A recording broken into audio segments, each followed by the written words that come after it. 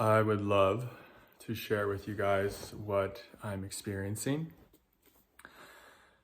I think there's this kind of common misperception, maybe it comes from the New Age community mostly, where when you are living in alignment with truth, that you're always just going to feel really good.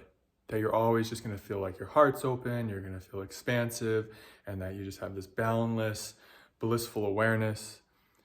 And that if only you just live in alignment, these feelings will always be happening for you.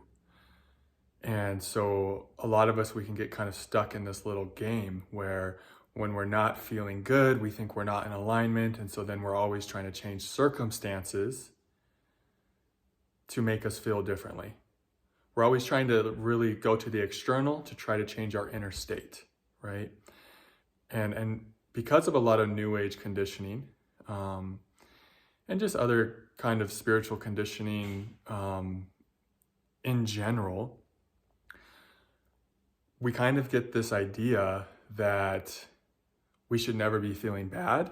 And when we're feeling bad, that it's some sort of mistake, that it shouldn't be happening, right? And so that can cause us to really be people who are kind of flaky. We can have trouble with commitments. We can be really indecisive because we always just want to go in the direction that feels the best, right? So as spiritual beings, we tend to really get caught up in, I only want to go and do the things where my heart's going to feel open and I'm not going to feel any pain at all.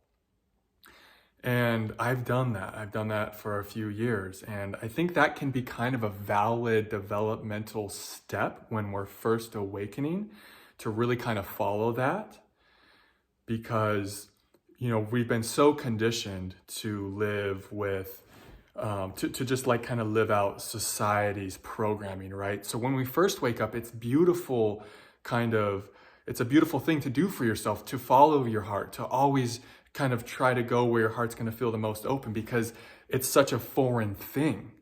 It's something that we've lost touch with. Like a lot of us, before we awaken, we're just not connected to our heart. And so I would say early on in the awakening, it can actually be a perfect thing for us to do, to really kind of try to go in the direction of what feels the best, right? And to be listening to Abraham Hicks and all of these things. I'm not saying that, I don't want to throw all that out completely. But eventually there comes a time in our awakening journey when we start really deepening into our true nature, where what feels good or what's going to feel the best doesn't govern our actions.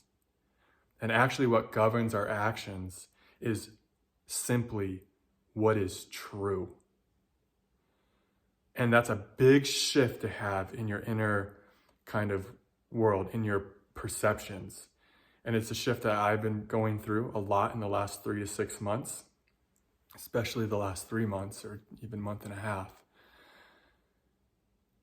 And you start realizing that, like one of my great teachers, Craig Holliday, says, that truth has nothing to do with how you feel.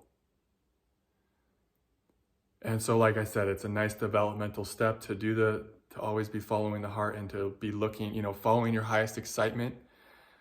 That's great advice for those that are just waking up and have been so heavily conditioned and programmed by, cultural norms or who are just trying to live out a life that their parents want them to live and things like of that nature. It's such great advice to say, hey, follow your highest excitement, follow your bliss, follow your heart, right?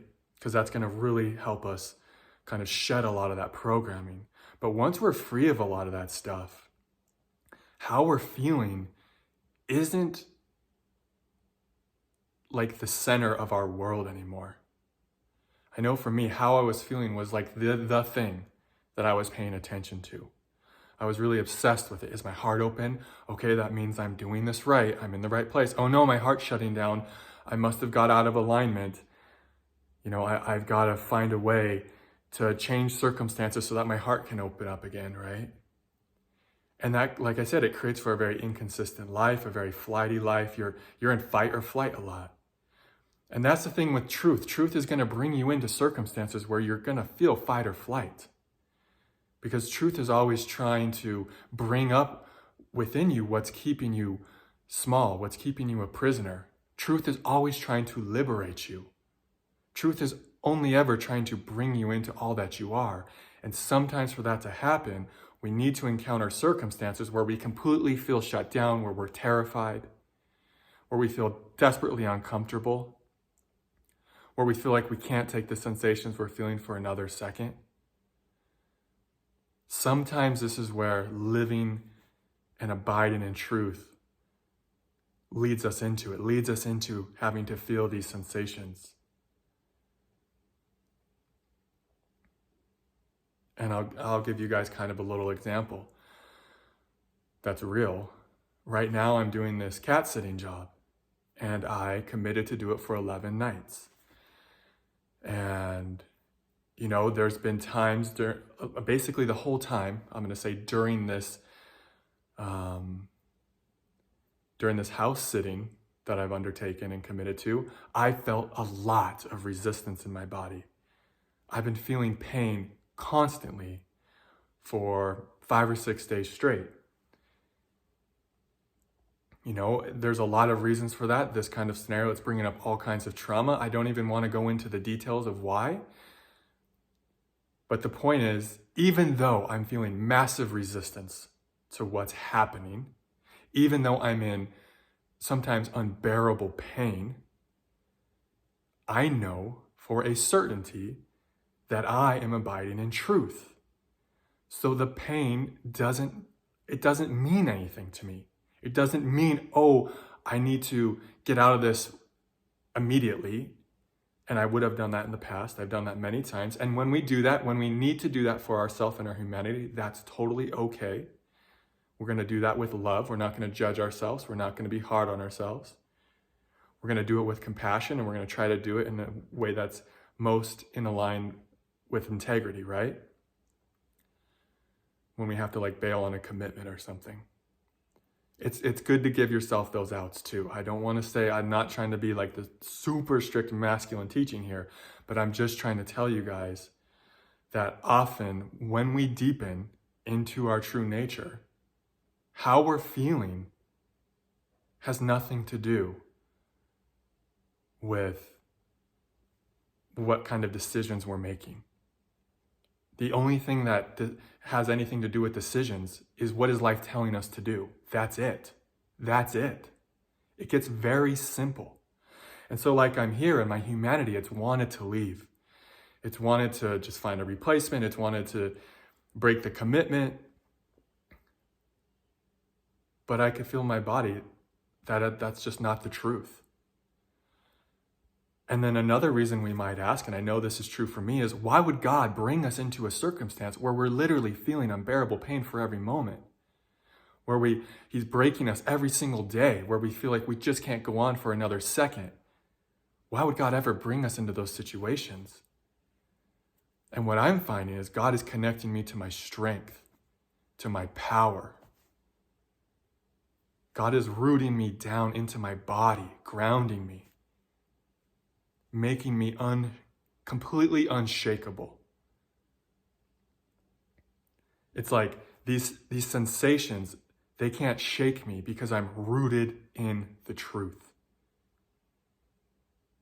The deeper you're rooted in the truth, the less that sensations and feelings matter. Yes, we're going to hold space for our pain, our inner child. We're going to be soft. We're going to be tender. We're going to be loving. But they're not going to have control over us. They're not going to pull us around and make us a person that others can't rely on.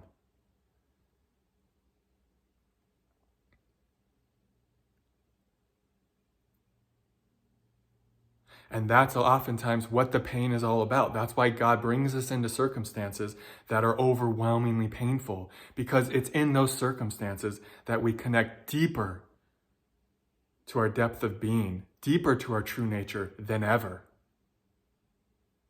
And then we get to live from there. And that's true liberation. True liberation is not always just following what makes your heart feel good and, where you feel the most open.